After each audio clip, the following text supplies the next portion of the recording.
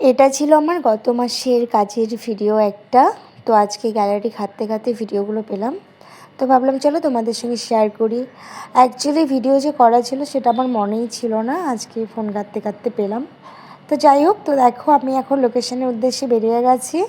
আর আজকের লোকেশন ছিল আমার একদম আমার বাড়ির কাছেই, সেটা হচ্ছে বলরামপুরেই। আর দেখো আমি লোকেশনে গিয়ে আমি কাজ করাও শুরু করে দিয়েছি। তো এখন দেখো কোনো রিচুয়ালসের জন্য আমার ব্রাইড একটু গেছে, আর এখানে একটু আমাকে ফুলগুলো দিয়ে গেল, ফুলগুলো একটু আগেই নিয়ে এসেছে।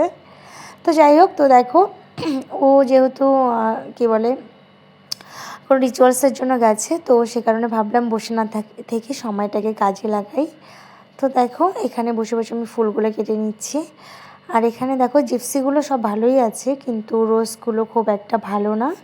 তো এগুলো যে বাসি সেটা বোঝাই যাচ্ছে। যাই হোক, তো দেখো আমার ব্রাইড চলে এসেছে।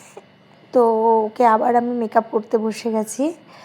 আর এই ব্রাইডের আমি বেশি কিছু শেয়ার করতে পারিনি, কারণ সেরকম কোনো ছবি তুলতে পারিনি। কেননা মানে তুলতে পারিনি বলতে ভুল হবে, তুলেছি কিন্তু তাড়াহুড়োতে তুলেছিলাম, বাড়ি এসে দেখি সেগুলো মানে খুব একটা ভালো আসেনি।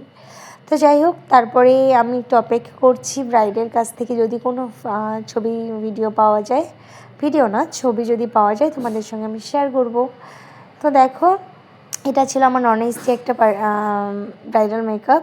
তো দেখো ওর কমপ্লিট হয়ে গেছে, তো ওকে ছেড়ে দিয়ে তারপরে আমার একটা পার্টি মেকআপ আছে। তো পার্টি মেকআপ করবো, গলার অবস্থা খুব খারাপ।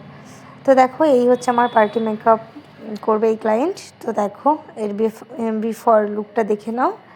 আর দেখো মেকআপের পর ওকে কেমন লাগছে। আর ওর তো খুব খুব ভালো লেগেছে, আর ও আমাকে অনেক ভালো ভালো রিভিউ দিয়েছে।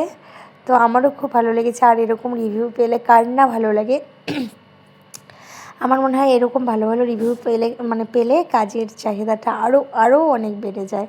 তো তারপরে দেখো এখানে এই হচ্ছে আমার সেই বন্ধু বিয়েতে বসে গেছে। মানে আজকে ব্রাইড যে ছিল সে অ্যাকচুয়ালি আমার বন্ধুর ওয়াইফ ছিল।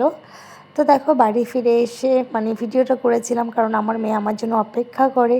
তো ভাবলাম তোমাদের সঙ্গে শেয়ার করি, কিন্তু দেখো ও না ঘুমিয়ে গেছে। তো আমি অনেক ডাকলাম, এসে দেখি নিচ থেকেই আমি ডাকছিলাম, তারপরে দেখি ও ঘুমিয়ে গেছে।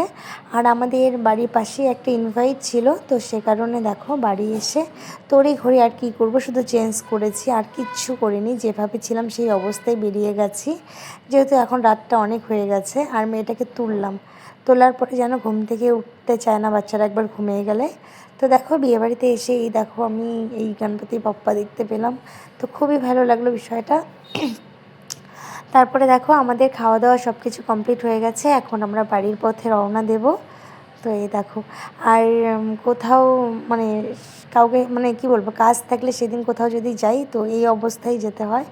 তো এখানে দেখো এখন আমাদের খাওয়া দাওয়া শেষ, এখন আমরা বাড়ি ফিরবো, আমরা বেরিয়ে গেছি। তো টাটা, কেমন হয়েছে জানিও।